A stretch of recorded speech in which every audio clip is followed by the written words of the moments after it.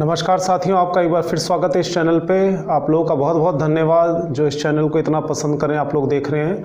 Basically इस channel में हम लोग इंग्लिश को बहुत ही आसान तरीके से आप लोगों को बताते हैं। आप कितनी भी वीडियोस देख लीजिए हमारी, उसमें हम बेसिक लेवल से शुरू कर रहे हैं, बहुत ही आसान तरीके से शुरू कर रहे हैं, वर्ड से शुरू कर रहे हैं, लेटर से शुरू कर रहे हैं, ताकि ज़्यादा से ज़्यादा बच्चों का फ़ायदा हो। धीरे धीरे इसका लेवल बढ़ता जाएगा। आज इस वीडियो में हम आपको दो ऐसे वर्ड्स के बारे में और बताना चाहेंगे जो कि बेसिक हैं और इसमें थोड़ी सी कन्फ्यूज़न भी हो जाती है बच्चों को। पहला वर्ड है इन और दूसरा वर्ड है ऑन। आइए पहली स्लाइड में आप देखते हैं इन का क्या यूज़ है। ये कुछ ऐसे शब्द हैं, in, on, at, from, with, by, इन्हें प्रीपोजिशंस कहा जाता है। इनके बिना सेंटेंस अक्सर लंबे नहीं हो पाते। बहुत ही यूज़फुल वर्ड हैं और सबसे ज़्यादा डिफ़िकल्ट भी हैं। इनके हज़ारों तरीके के यूज़ हैं। इसमें बच्चे ही नहीं, टीचर्स भी कंफ्यूज हो जाते हैं कई बार। तो इसकी जब तक अच्छी जानकारी नहीं होती तब तक आप इसके विषय में कुछ नहीं कर सकते हैं। साधारण स्तर पर आसान तरीके से मैं आपको बता रहा हूँ। ये कुछ ऐसे यूजेस हैं जो कि सबको पता ही होने चाहिए किसी भी कीमत के ऊपर। तो पहला देखिए, इन आप देख रहे हैं।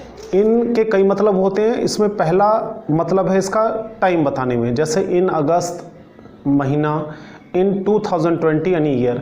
जब भी आपको महीने की बात करनी हो या साल की बात करनी हो तो उससे पहले इन लगाते हैं, जैसे 2020 में अगस्त में। दूसरा है इसका यूज़ किसी जगह के अंदर, किसी जगह में, जैसे in the room, in the school, in the hospital, in the office, in the classroom. इसका मतलब यह क्लासरूम में, हॉस्पिटल में, ऑफिस में, घर में या किसी भी चीज़, किसी भी जगह के अंदर।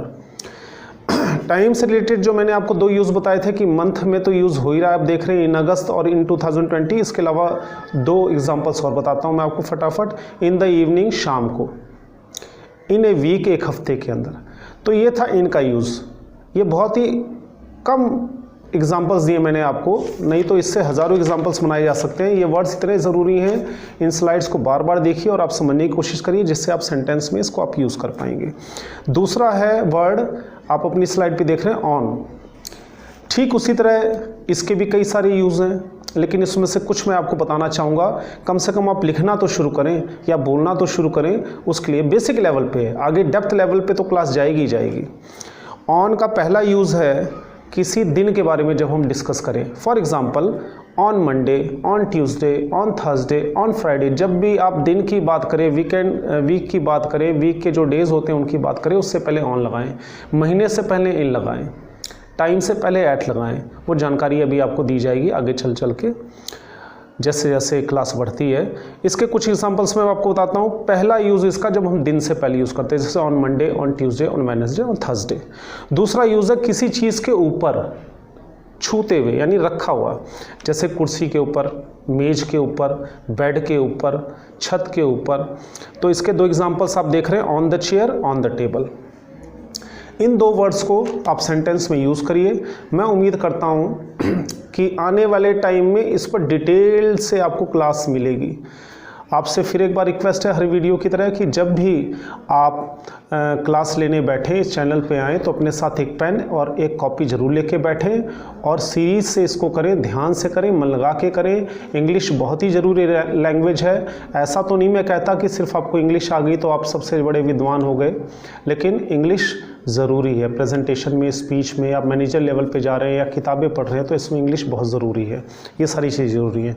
तो आइए अगली वीडियो में मैं आपको कुछ और वर्ड्स के बारे में बताऊंगा। इस चैनल को सब्सक्राइब कीजिए और ज़्यादा से ज़्यादा लोगों को शेयर कीजिए। उन तमाम बच्चों को शेयर कीजिए, लोगों को शेयर कीजिए जो बेसिक लेवल से जानकारी लेना चाहते हैं। तो बहुत बहुत धन्यवाद आपका। मिलते हैं आपको अगली वीडियो में कुछ नए शब्दों के साथ। Thank you very much.